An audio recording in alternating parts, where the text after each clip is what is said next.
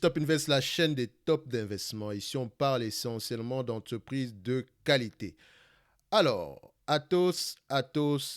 Ce jour était attendu, pas dans le sens où on s'attendait à un moins 30% en une journée, mais surtout parce que il était annoncé depuis plusieurs mois la présentation du plan stratégique du nouveau PDG nommé en janvier. Et on apprend aujourd'hui que le PDG, ça sera plutôt son départ d'ici la fin de l'année. Donc ça fait deux PDG en moins d'un an. Ce n'est jamais une bonne information. C'est peut-être l'une des raisons pour lesquelles l'entreprise chute en bourse aujourd'hui. Et en plus de cela, elle a annoncé la séparation en deux entités distinctes. Donc, selon les indiscrétions, d'accord, il paraît que si le PDG actuel voulait plutôt se séparer d'une entité en particulier, donc voulait vendre une entité pour pouvoir financer la restructuration de l'autre entité. Donc, je pense qu'il y avait plus tendance à vouloir vendre le segment cybersécurité de Atos, qui est un segment très, très demandé, sur lequel il y avait eu des propositions, enfin pas des propositions, mais des rumeurs de propositions d'achat de 2,7 milliards venant de Thales. Je ne sais pas si ça a été confirmé une fois, mais il n'y a pas eu grand-chose. Je pense que le PDG avait mentionné que ce n'était pas avant. Donc, je pense qu'il voulait se séparer de cette branche d'activité-là. Et on avait déjà vu au courant du mois de mars, parce que j'ai fait une vidéo concernant, j'ai même fait deux, c'est la troisième aujourd'hui. La première vidéo date du mois de février. On avait estimé qu'Atos valait aux alentours de entre 40 et 50 dollars en prenant en considération 5% de marge de bénéficiaire avec des PER de 15. D'accord? Ce qui était assez prétentieux. D'accord? Et au mois de février, au mois de mars, ici, on a pris des pincettes. D'accord? Parce que de toutes les façons, l'entreprise s'échange aux alentours de 30 dollars. Vous me connaissez, vous savez que si j'évalue l'entreprise à 40 ou 50, je ne vais pas l'acheter à 40, je vais pas l'acheter à 40 ou 50 dollars. On va essayer de rechercher une décote supplémentaire d'au moins 40 à 50%, idéalement 50%. Donc au mois de mars, au mois de mars ici, il y a eu des résultats financiers, ils étaient tout à fait extrêmement mauvais. Et dans ces résultats-là, on a pu décortiquer les états financiers, pas les états financiers en général, mais la documentation que le management nous avait fournie. Et on a pu remarquer que l'entreprise s'était réorganisée en trois segments distincts, donc digital, big data et sécurité. Et le dernier segment, c'est, je pense que j'ai oublié le nom du dernier segment, je pense qu'on va l'appeler TFCO. Donc, en fait, c'est le segment le moins lucratif, c'était le segment le moins lucratif de Atos et celui sur lequel il y avait énormément de problèmes. Donc, et dans cette vidéo, j'avais déjà mentionné que quand vous voyez cela, et selon ce que le management disait à cette période-là, je pouvais déjà anticiper que cette entreprise allait se séparer en plusieurs ou bien aller vendre un segment d'activité. Il y avait plus de chances que le segment d'activité qui soit vendu soit le segment résultant du département infra... je pense que ça devait être... comment on appelle ça? Ils appellent ça le TFCO, dans le département télécommunication, infrastructure. Donc, je pense que c'est comme ça qu'ils appellent ça ici. Donc, c'est Tech Foundation plutôt. Donc, ils appellent ça Tech Foundation. Donc, c'est ce département-là qui, pour moi, devait être vendu. Et dans la vidéo, je mentionnais également que ce ne serait pas une bonne décision pour le management de vendre le segment cybersécurité. Parce que c'est le segment pas le plus lucratif, mais celui qui est le plus en croissance aujourd'hui et qui représentait à peu près 13% des revenus de l'entreprise. Donc aujourd'hui, on va se séparer en deux entités différentes. D'accord? Donc, la première entreprise va s'appeler Evidian, on va appeler Spinco également. Donc, Spinco va regrouper les activités de big data sécurité et de digital. D'accord? Et Tech Foundation est la seconde entité qu'on va appeler ici TFCO, donc c'est Tech Foundation Company, va prendre les activités, voilà, les activités qui sont regroupées dans ce groupe-ci, Unified Communication Collaboration, Professional Service Advisory, Business Process Outsourcing, donc voilà ce qu'ils vont prendre en considération. Donc c'est surtout le segment le moins intéressant, celui sur lequel il y a le plus de soucis possible. Vous pouvez le voir ici. Donc digital, voilà le segment en question qui va à peu près, qui a un revenu à peu près de 5 milliards 400 en date d'aujourd'hui avec une marge opérationnelle négative et une perspective de croissance négative en 2021. Donc, c'est le segment le plus en difficulté présentement. Donc, s'ils choisissent de se séparer présentement, c'est peut-être parce qu'ils n'ont pas trouvé preneur sur ce segment d'activité-ci. Sans doute, il y a très peu de personnes qui veulent acheter ce segment-là. Mais par contre, le segment de digital, big data et sécurité, c'est un segment qui qui a quand même 4,9 milliards en termes de revenus, 7,8% de marge bénéficiaire et une croissance de 5% en moyenne. Et avec des perspectives de croissance assez bonnes. Alors, ça, c'est ce que le management mentionne. C'est ce qu'il mentionne. Parce qu'à l'heure actuelle, une entreprise qui, en 3 ans, à l'espace de 3 ans, va connaître 3 PDG différents, je dirais même 4, Parce que si on prend les deux actuels par rapport à Evidian et Atos, plus Rodolphe Belmer qui est le PDG actuel, plus celui que Rodolphe Belmer a remplacé, je pense que ça fait déjà 4 PDG en tout. D'accord? Donc, ça ne donne pas une bonne information en général. D'accord? Ça veut dire qu'il y a beaucoup de cafouillage à l'intérieur. Mais je suis bien d'accord. La décision du conseil d'administration de ne pas surtout vendre l'activité la plus lucrative ou bien l'activité qui pourrait être la plus lucrative dans le futur est une bonne décision. C'est la raison pour laquelle moi je valide le départ du PDG parce que voilà, s'il avait une idée en tête et que c'est pas cette idée que le conseil d'administration va adopter, le mieux c'est de partir ou bien soit on lui a montré la porte, soit il va partir normalement. D'accord? Donc, en date d'aujourd'hui, alors, est-ce que c'est une bonne décision, la séparation? Je vous dirais oui et non. Pourquoi? Non, parce que c'est la mauvaise période. Actuellement, on parle de. Actuellement, tout est baissé. Le marché est baissier en général. Les taux d'intérêt augmentent, l'inflation, il y a beaucoup d'incertitudes. Donc, ce qui veut dire que quand ils vont se séparer en deux entités distinctes, donc Evidian et Atos, il y aura une pression à la baisse sur les deux entités. Énormément. D'accord? Donc, voilà, le marché ne va pas apprécier la juste valeur de ces entités-là. Donc, c'est le pire moment pour se séparer. D'accord? Peut-être qu'également, c'est le moment où ils n'ont pas le choix que de le faire présentement. Et moi, je vous dirais ceci, c'est également une bonne décision. Pourquoi? Parce que ça nous permet, nous, en tant qu'investisseurs, je ne dis pas nous, je n'ai pas dit que j'étais investisseur de toutes les façons. J'attendais le mois de mai pour avoir une certaine idée générale parce que j'attendais la stratégie du management en question. Donc, est-ce que je vais prendre position? Je réfléchis grandement à prendre position. Pourquoi? Juste pour avoir un intéressement psychologique dans la chose. C'est pas que c'est une entreprise qui m'intéresse. Vous savez que c'est pas le genre d'entité qui m'intéresse généralement. D'accord? Mais ici, voilà, ça vous donne le choix de prendre ce qui vous intéresse et de laisser ce qui ne vous intéresse pas. Donc, au niveau de la structuration même du deal, c'est ceci. Les détenteurs de Atos vont recevoir 70% de Spinco et 100% de TFCO, qui va garder le nom Atos. Donc, Spinco va s'appeler Evidian. D'accord? Les deux entités ici. Mais dans TFCO va détenir 30% de Evidian. D'accord? Donc, dans l'entité TFCO, il y aura la possibilité, il y aura 30% des activités de Evidian. Donc, ils vont détenir des actions de Evidian, donc 30% pour se financer. Et je pense que TFCO va vendre ces actions d'Evidian là. Donc, ce qui va ajouter une pression à la baisse sur Spinco. D'accord? Donc, Spinco va être littéralement déprécié. Je pense bien. C'est le sentiment que j'ai à l'heure actuelle, à l'heure où je tourne cette vidéo. Ça peut être totalement différent dans le futur. Mais je pense que les détenteurs de Atos présentement vont se poser la question, mais qu'est-ce que je garde? Franchement, décharger TFCO, c'est le canard boiteux de l'entreprise. Décharger littéralement TFCO. Moi, je ne garderai pas TFCO du tout. Alors là, pas du tout. Et après la séparation, donc, qu'est-ce que les deux entreprises prévoient? Premièrement, TFCO, qui est le canard boiteux, et penche pour une stabilisation plutôt des activités d'ici 2025. Ok, merci. Moi, je vous ai toujours dit une chose. Maintenant, dans cette entreprise-ci, je préfère croire ce que je vois plutôt que croire ce que j'entends. D'accord? Parce que le passif ne parle pas pour l'entreprise. 4 PDG enfin, on va se dire, on va être gentil, hein. Alors, on va faire simple. On va faire ici 2 PDG en espace de 2 ans, c'est pas encourageant. C'est vraiment pas encourageant. Donc, eux, ils penchent une stabilisation et des marges positives d'ici 2026. OK? Donc, à peu près des marges de free cash flow de 150 millions d'ici 2026. Et encore, ce free cash flow-là, comment ils le définissent? Free cash flow before interest and tax. Je n'ai jamais entendu un free cash flow avant intérêt et taxes. Techniquement, je pense que ça renvoie plutôt à ce qu'on appelle EBITDA. Et je ne sais pas ce qu'ils sont en train de créer présentement comme métrique, ou c'est une façon pour eux de nous vendre une histoire particulière. Mais il faut déjà faire attention à cette métrique-là. Free cash flow, c'est free cash flow. Il n'y a pas de free cash flow before interest and tax. Déjà, EBITDA, c'est déjà assez exagéré de prendre en considération déjà les EBITDA. Donc, vous remarquez ici que vous allez avoir le choix entre ces deux entités.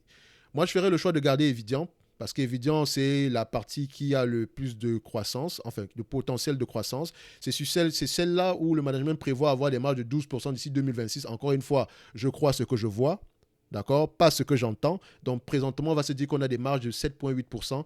Est-ce que c'est durable? C'est la question qu'il faut se poser. Actuellement, il prévoit avoir, On a des free cash flow before interest and tax de l'ordre de 148 millions. Il prévoit avoir 700 millions. C'est quand même une croissance énorme.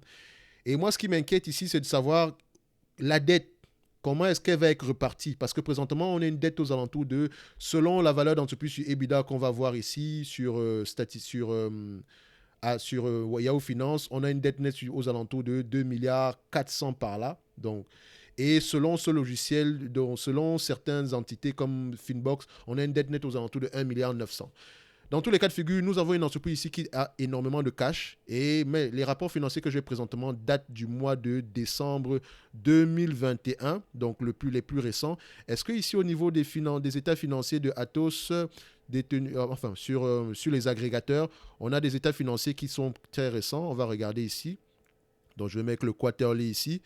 Alors, excusez-moi si vous entendez du bruit tout à côté, c'est parce qu'il y a des travaux dans la zone. Je voulais juste faire cette vidéo rapidement.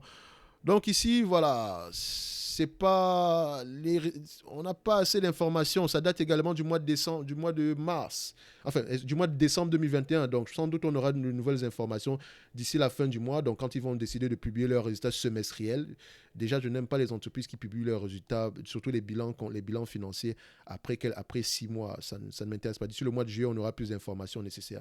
Ok. Comment sera repartie la dette? C'est ça qui m'intéresse en fait.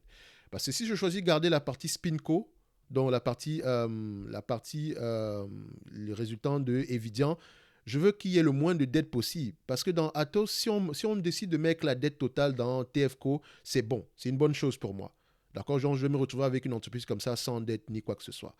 Donc, je n'ai pas plus d'informations par rapport à ça, mais vu que la partie Spinco, la partie TFCO va avoir besoin d'énormément de cash pour pouvoir relancer la croissance, à peu près 1,7 milliard, 1,5 milliard, alors que la partie Spinco, dont Evidian, va avoir besoin de 400 millions pour continuer la croissance. Je pense qu'ils vont plutôt mettre la dette dans l'entité Spinco.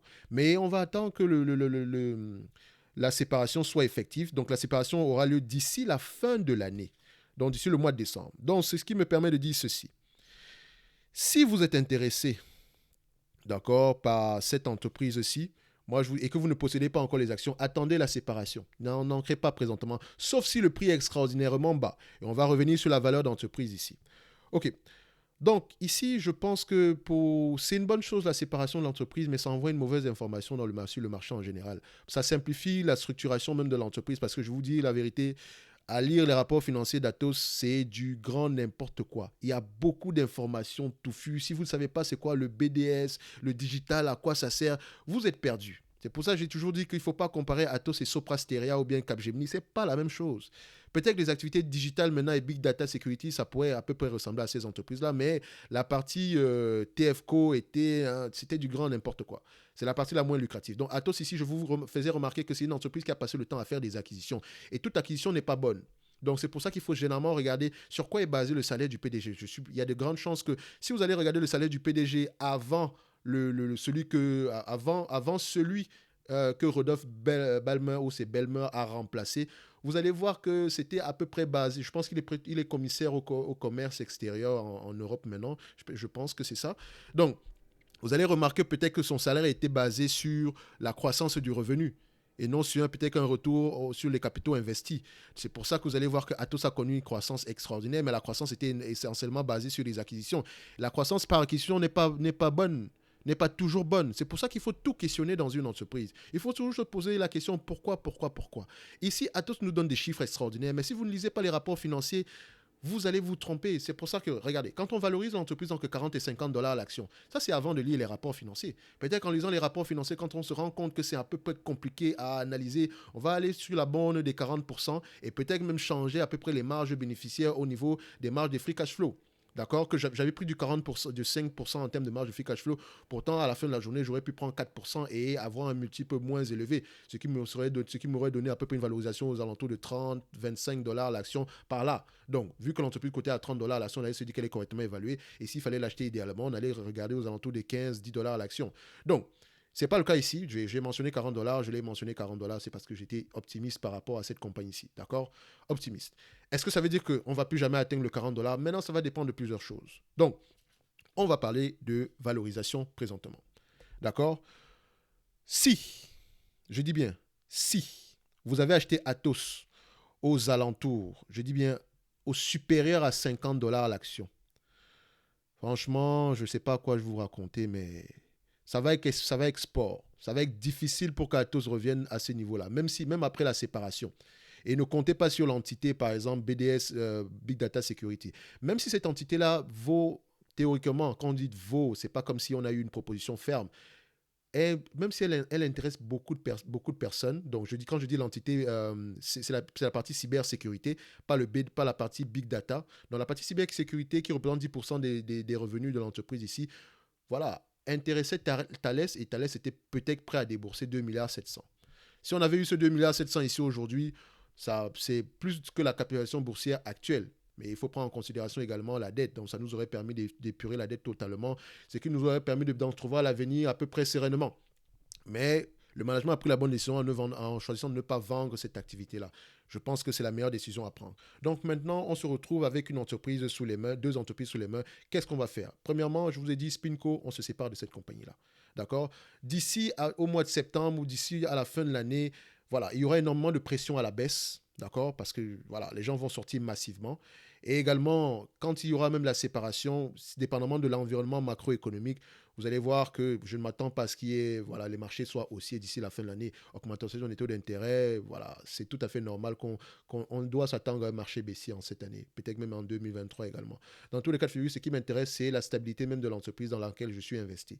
Donc, pour Atos, en termes de valorisation, d'accord, on va valoriser l'entité à l'état actuel des choses. Selon les informations qu'on a, actuellement, on est un tout petit peu plus pessimiste par rapport au futur. L'environnement s'est détérioré entre le mois de février et maintenant. D'accord? Il y a beaucoup de choses qui se sont passées. D'accord? Donc aujourd'hui, on ne va pas avoir la même, voilà, on n'aura pas la même conviction qu'au mois de mars. C'est la raison pour laquelle il faut toujours garder une marge de sécurité. Quand bien même on avait évalué l'entreprise à 40 dollars, je favorisais l'entreprise à 40 dollars. Personnellement, je l'aurais acheté aux alentours de 20 dollars. Mais également, je vous ai mentionné que ça ne pouvait pas dépasser 1% de mon portefeuille. Parce que cette entreprise, il y a beaucoup de nuages gris à l'horizon. Et quand bien même ça ne dépassait pas 1% de mon portefeuille, à la fin de la journée, on devait attendre la publication des résultats stratégiques, ici, la publication de la stratégie du nouveau PDG ou bien du nouveau ancien PDG. Parce qu'il va partir bientôt. Donc, actuellement, on nous annonce qu'on va être séparés. Donc, les données changent littéralement. OK, en termes d'évaluation, je vais évaluer cette entreprise avec les revenus actuels, d'accord, à l'état actuel des choses. Mais maintenant, en prenant en considération la valeur d'entreprise sur le revenu. D'accord? Actuellement, on a un revenu à peu près de 10 milliards par là. D'accord? Sauf s'il a diminué entre-temps. 10 milliards 800. C'est la moyenne du revenu qu'on a présentement. On a à peu près 10 milliards 800. Ici, vous voyez, vous avez ici à ce niveau-ci les concurrents de Atos. Donc Capgemini, Soprasteria, ATE, je ne sais pas c'est quoi ATE, donc c'est Alten, je pense. Donc je vais regarder ça. On va juste regarder ça ici. Qu'est-ce que ça représente comme entité? Donc copier. On va juste voir ça ici. Voilà. C'est Alten, ok. Donc Alten. Et également ici, on a ATA. Je ne sais pas c'est quoi ATA. Je vais aller vérifier qu'est-ce que ça représente ATA. Donc on voit qu'est-ce qu'on a. Voilà, c'est une entreprise qui s'appelle ATA. Je ne sais pas, peut-être qu'ils sont également dans l'environnement du consulting. Mais il faut voir que toutes les entreprises ne se ressemblent pas. Ce n'est pas parce que c'est marqué ici comme étant dans le benchmark que c'est forcément ça. Il faut toujours prendre cela avec des pincettes. Donc, on a ici Cryptologie Asset. Je ne sais pas c'est quoi. Donc, ce n'est pas Capgemini. On a Altea, on a Alten, on a Soprasteria, on a Capgemini, on a Atos comme concurrent direct.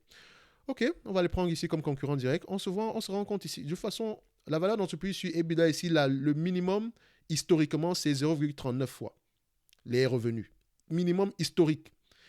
Et selon le minimum historique de l'entreprise et le minimum historique par rapport au benchmark, donc par rapport à nos concurrents directs, c'est 0,32 fois les revenus. Valeur d'entreprise sur EBITDA, d'accord, 0,32 fois les revenus. Donc, si on prend le minimum historique par rapport à nos benchmarks, 0,32 fois les revenus, un revenu de 10 milliards 839, d'accord, moins la dette nette ici aujourd'hui, la dette nette ici est aux alentours de 1 milliard 900 selon ce logiciel-ci. Si la dette nette est plus élevée, on aurait une mauvaise information ici.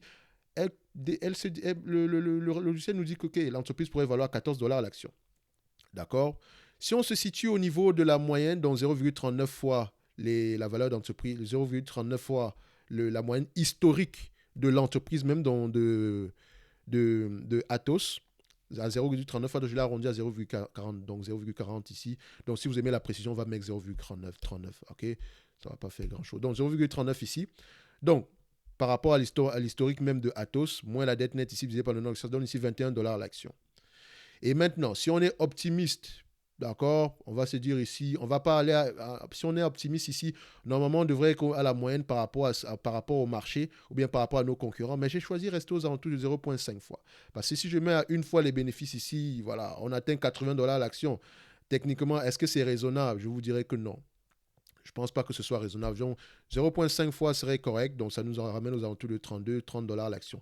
Et en même temps, si on avait pris par exemple la valeur d'entreprise sur EBITDA, d'accord, comparé par rapport à. Si on avait pris nos ratios, généralement, comme on fait d'habitude, 4% de marge bénéficiaire sur un revenu à peu près de 10 milliards, ça nous aurait donné ici sur un PER de 13 fois les bénéfices, on va même prendre 10 fois les bénéfices, ça nous donne ici 400 millions, donc 400 millions ici.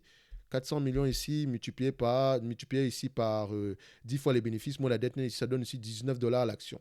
D'accord, ça c'est si on prend 10 fois les bénéfices. Si on prend 13 fois les bénéfices, parce que la dernière fois, moi j'avais pris 15 fois les bénéfices, avec toutes des marges de 40%, avec des marges de 5% plutôt. Donc décidons, on prend des marges de 4% ici, admettons que l'environnement se détériore, on aurait été aux alentours de 30 $ à l'action. Si on est à 15 fois les bénéfices, on aurait été aux alentours de combien? On aurait été aux alentours de 37 $ à l'action. Donc à la fin de la journée, on est soit entre 30 $ et 40 $ à l'action maintenant, parce qu'on est de plus en plus pessimiste. Donc, ce qui veut dire que si on devait acheter cette entreprise aussi, le prix actuel pourrait être correct. Mais attention, il y a beaucoup de nuages gris à l'horizon. Beaucoup de nuages gris à l'horizon. D'un côté, je suis vraiment 50-50 ici. Un côté optimiste pour moi, dans le sens où je me dis, on a quand même une entité ici qui représente 10% de notre entreprise qui pourrait valoir 2,7 milliards, selon les rumeurs. Attention, il n'y a rien de concret. Donc, vu que je veux me protéger au maximum, je préfère être pessimiste. En date d'aujourd'hui, je vais me dire ceci. Si vous avez acheté cette entreprise entre 30 euros, entre 20 € et 30 €, l'espoir est permis, mais un espoir basé sur des éléments factuels. Donc, lisez vos rapports financiers. D'accord? Si vous avez investi dans cette entreprise à un prix supérieur à 50 € l'action, 50-40 €, je commencerai à transpirer à votre place. D'accord? C'est compliqué. Ça va export. Je pense que l'espoir n'est pas permis pour vous. D'accord? Maintenant, prenez la décision qui s'impose. D'accord? J'espère que Atos également représente une infime partie de votre portefeuille. D'accord? Je ne peux pas vous dire que voilà, d'ici telle année, on sera à tel bénéfice parce que voilà, on va atteindre, on va pouvoir bien gérer l'entreprise, tout ce que le management a dit va se réaliser. Ici, je ne crois plus au management d'Atos. Et quand vous ne croyez pas au management d'une entreprise, c'est toujours le meilleur moment de foutre le camp. D'accord?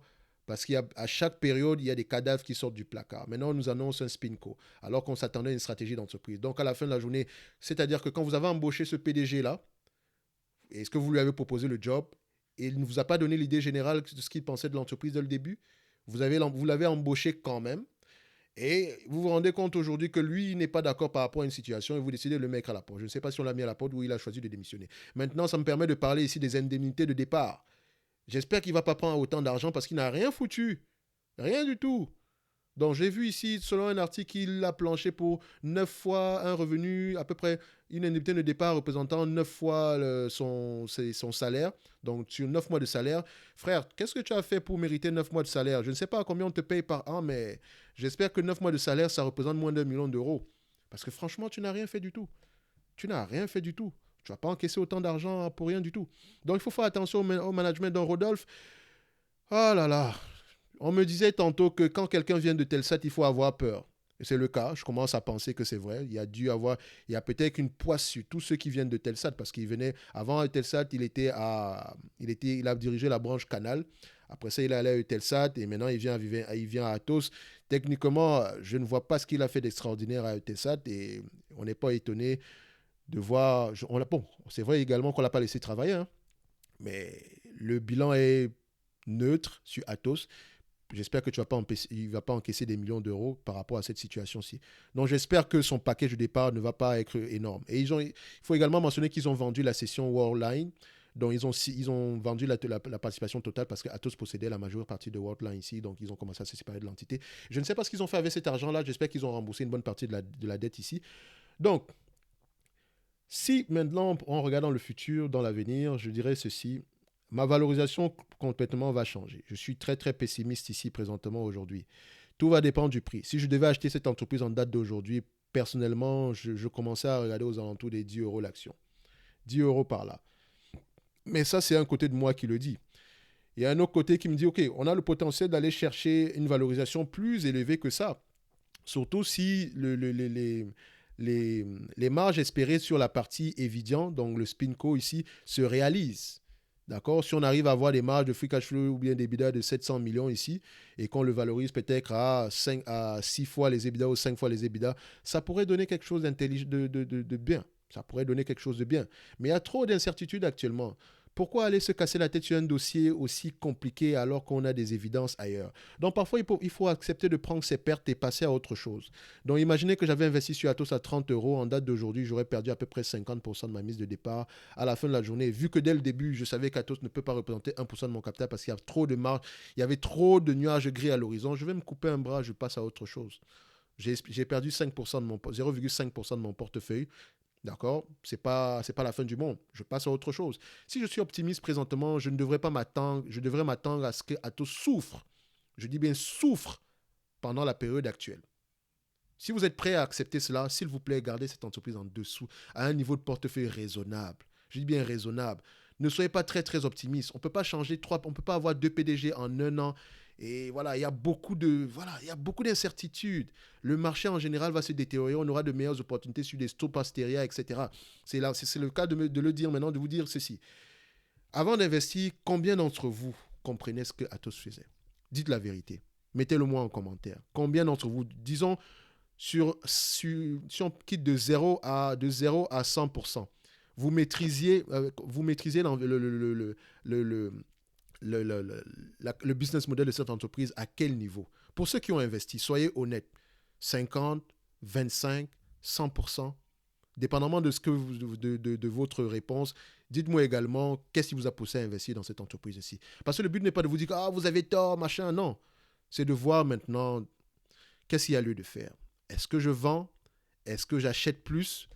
Ça sera votre décision. Ce n'est pas à moi de vous dire d'acheter ou de vendre. Mais tout ce que je peux vous dire ici, c'est que les éléments qu'on a présentement en considération sont très négatifs.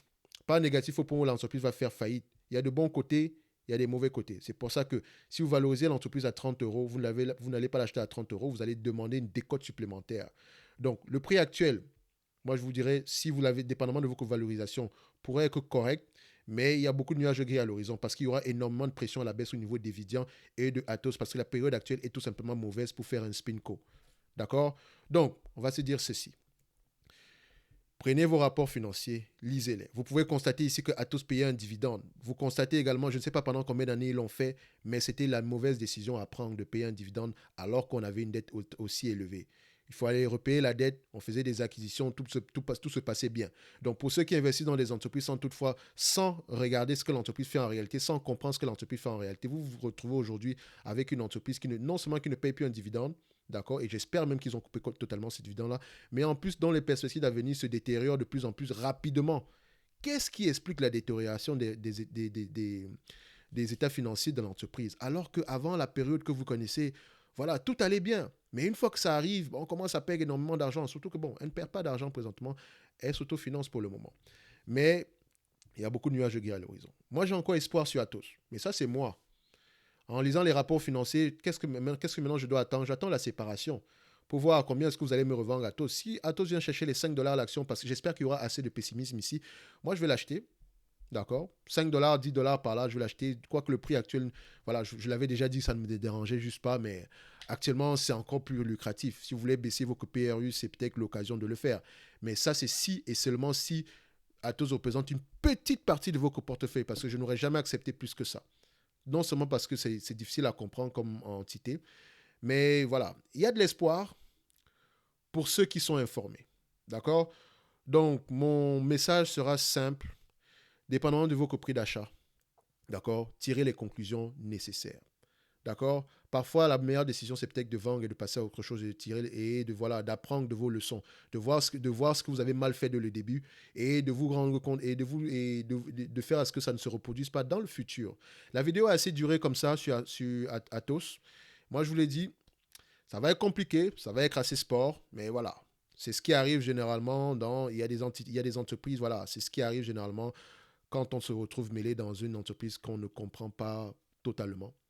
Et ce n'est pas un reproche, ça nous arrive tous de le faire, parce que les chiffres financiers étaient bien, les résultats, les rapports, sur le plan quantitatif, c'était beau à voir. C'est pour ça que je vous dis toujours que les éléments quantitatifs, c'est 50% du travail, et les éléments qualitatifs, c'est 50% du travail. Si vous regardez juste les éléments quantitatifs, dont les états financiers, c'est comme une toile. C'est juste une toile en noir et blanc. D'accord? Pour ajouter de la couleur, de la vie à cette toile-là, il faut lire les rapports financiers au complet. Et quand on a fait l'effort de le faire un tout petit peu légèrement en mars, on avait déjà décidé qu'OK, on va attendre le mois de mai. On avait déjà vu qu'il pourrait y avoir une séparation. Juste avec le langage. Je vous encourage à aller voir cette vidéo-là. Il n'y en a rien. C'était dans les rapports annuels, les rapports financiers publiés à cette période-là. Vous allez voir ce qui a été proposé, ce qui a été dit. Ça peut également être sur le moment. Je ne suis pas dit, ah, j'avais raison. Non. C'était des hypothèses que j'ai prises en considération et selon ces hypothèses-là, j'essaye de voir quel est mon degré de confiance en termes d'investissement dans cette entreprise et combien est-ce qu'elle devrait représenter dans mon portefeuille. C'est quelque chose de purement subjectif. Hein. Il n'y a pas une formule générale pour le faire. Ça vient avec le feeling. Ça ne sentait pas bon, mais également, je savais qu'il y avait un tout petit peu d'espoir, mais il fallait attendre une certaine période pour voir à peu près à quoi ça allait ressembler. Donc maintenant que cette période est arrivée, on peut voir que notre avis a littéralement changé. La vie qu'on avait il y a 3 mois est complètement différente de ce qu'on a présentement. Parce que, entre-temps, les marchés également, beaucoup de choses ont changé. D'accord?